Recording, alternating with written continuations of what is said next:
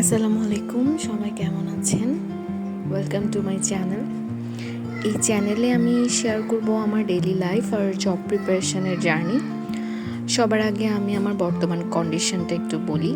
আলহামদুলিল্লাহ, আমি এখন প্রেগনেন্সির শেষ পর্যায়ে আছি। 8 মাস শেষ, এখন 9 মাস চলছে। তো এই সময়টাতেও আমি কিভাবে আমার জব প্রিপারেশন চালিয়ে যাচ্ছি। গত কিছুদিন ধরেই আমি বিসিএসের মতো চাকরি প্রিপারেশান নিচ্ছি, তাই ভাবলাম এই ভিন্ন একটা সময়েও কিভাবে আমি পড়াশোনা চালিয়ে যাচ্ছি তা আপনাদের সাথে শেয়ার করি।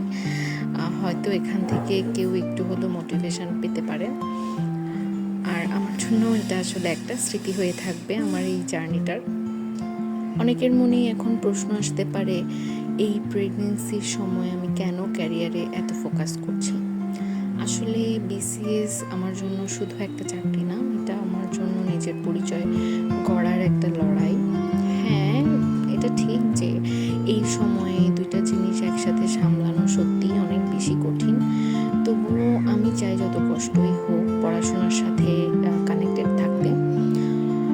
শরীর এখন আসলে অনেক ভারী হয়ে গিয়েছে, তাই আগের মতো একটানা পড়াশোনা করতে পারি না। এখন আমি চেষ্টা করি ছোট ছোট সেশনে পড়ার, যেমন 40 মিনিট করে একটা সেশন, এরপরে 15 মিনিটের ব্রেক। আমি সাধারণত সকালে 8:30টায় ঘুম থেকে উঠি, তবে যেহেতু প্রেগনেন্সির কারণে রাতে ঠিকঠাক ঘুম হয় না, প্রায় সময়ই শরীরও খারাপ লাগে, তো তখন একটু উঠতে দেরি হয়ে যায় মাঝে মাঝে। ঘুম থেকে উঠে ফ্রেশ হয়ে আমি আগে আমার বিড়াল ছানা মিনিকে খাওয়াই, এরপর নিজেও নাস্তা করি। নাস্তার পরপরই আমার পড়াশোনার সময় শুরু হয়। আজকে আমার টার্গেট জব সলিউশন থেকে 10টা মডেল প্রশ্ন ব্যাখ্যা সহ পড়ব, দেখা যাক কতটুকু শেষ করতে পারি। এই প্রথম আমি বিসিএস এর জন্য প্রস্তুতি নিচ্ছি।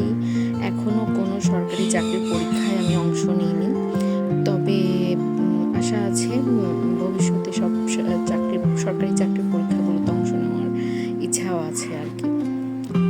প্রতিদিন অনেকটা পড়া এখন আর সম্ভব হয় না, তাই আমি ছোট ছোট অ্যাচিভমেন্ট টার্গেট সেট করি, এতে আসলে মানসিক চাপও অনেকটা কম থাকে। আপনাদের যদি কারো আমার সম্পর্কে কোনো প্রশ্ন থাকে তাহলে কমেন্টে অবশ্যই জানাতে পারেন, আর আপনারা কিভাবে পড়েন, কী টেকনিক ব্যবহার করেন সেটাও জানালে ভালো লাগবে।